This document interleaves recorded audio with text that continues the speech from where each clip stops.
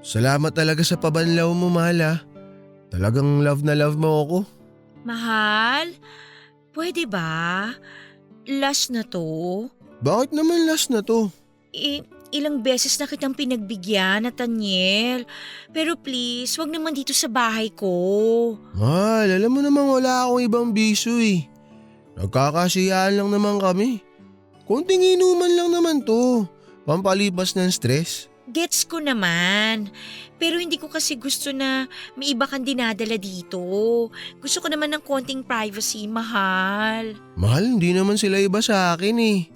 Mga pinsan ko naman yung mga dinala ko dito. Kaya nga nandito kami kasi katatapos na ng exam namin. Maganda dito sa bahay mo, may libreng pa-video okay pa kami. Tapos ang ganda pa ng smart TV mo. Aircon pa dito.